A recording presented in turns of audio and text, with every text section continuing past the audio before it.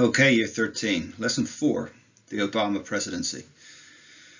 The focus of this lesson is to set you up for the week commencing the 25th of January, and our lesson on our seminars that week will be on the Obama presidency and moving towards presidential imperialism. So, what do we know so far? Well, as we've discussed before, the imperial presidency really comes from the concepts put forward in the 1960s and 70s and explored by Schlesinger in his book, The Imperial Presidency, about how the president can act beyond constitutional control, both in the dealings with Congress and foreign affairs, but also potentially in domestic affairs as well. Now, where does Obama fit into this? There are 3 potential articles to read. The 2, one by Bennett and the other one by Lemire and Tarrant, are the ones I want you to make notes on. But there's also one by Whisker there which talks about the modern president, transformational facilitator. And these articles give us the examples about Obama's presidency that can perhaps illustrate an argument to say how imperial he was or how imperiled, in fact, that presidency existed. Remember that Obama, when he came into office, had a position where he had a huge mandate from a landslide election victory. He had the House of Representatives, and he also had, at the very start, 60 of the senators. So he was in a position where he really had a context which could be incredibly powerful. It's interesting when you read the speech that he made, and in the bottom half of the screen, you can see the frustrations that he said.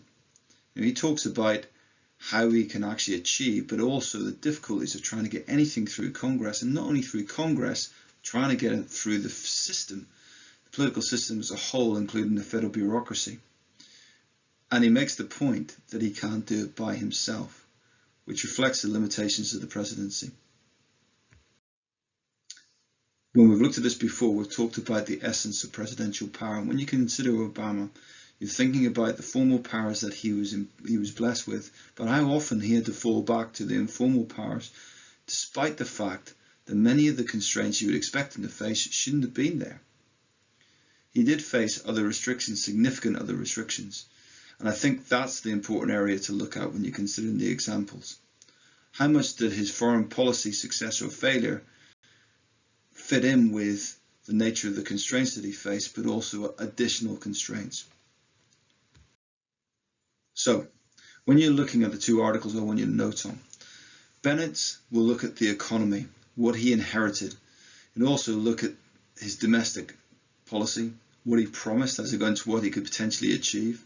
Foreign policy was different for Obama, of course, because he was inheriting a situation which perhaps any president wouldn't want to inherit, and as a result of which, despite, unlike Bush, who can say created the foreign policy difficulties for Obama, and was in a situation of crisis which he could actually benefit from in terms of power, Obama was in the opposite, absolute opposite.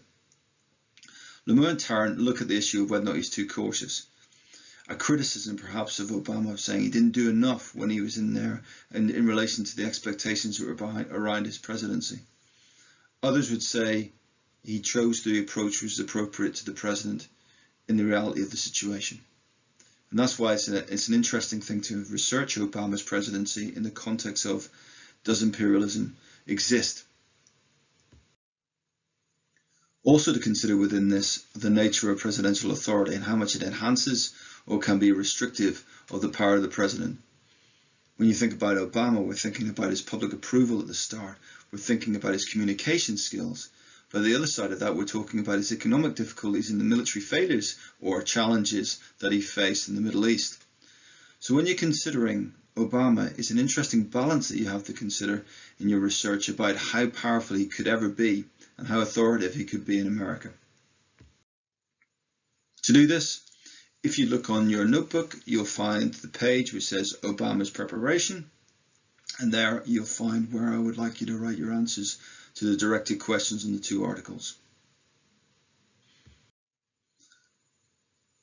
Linked to the power of the president is the concept of impeachment. Obama wasn't impeached, but his previous Democrat president was, Bill Clinton. And of course Trump has been impeached, and there are arguments about impeachment now as he comes to the end of his term in office. It's important to understand how impeachment happens and notice the restrictions that are placed by the Constitution on impeachment. First of all, it should be for high crimes and misdemeanors, however that's defined.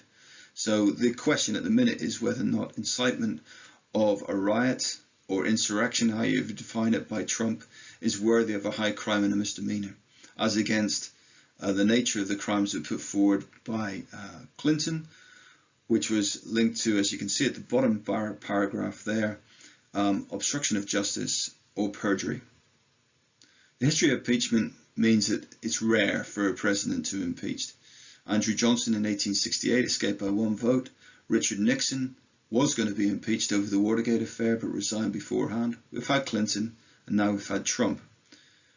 There were some discussions about Obama, but it never got any further than this. And I guess the issue now is that it can be brought forward by the House of Representatives with Trump because it needs a simple majority. But as many commentators have suggested, with the Senate, it needs a two-thirds majority to convict. Therefore, it will need a significant number of Republicans to support. And that will create a level of division that perhaps many people don't want at this stage as Biden takes over. He would prefer, I'm sure, to have a more settled Senate. He's more willing to work with him rather than create a situation where there would be difficulties for him as he starts the process of building his cabinet, dealing with COVID, and trying to find a different direction for America. The other aspect of impeachment can be the creation of independent counsel. Now, if a president chooses to allow this to happen, it can lead to wide terms of reference for anyone who's put in place. They obviously won't do that with Trump now, but other presidents may face this in the future.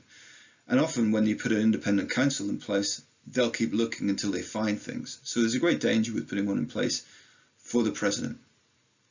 I think with impeachment, yes, it's been rare. It's been more used with other civil offices such as the Supreme Court or other judges, but not for the presidency. And the question is whether or not it will continue to be looked at again by a more polarized House as a means of undermining a president's authority. We'll see as we move into Biden's presidency next. Okay, work set. Good luck.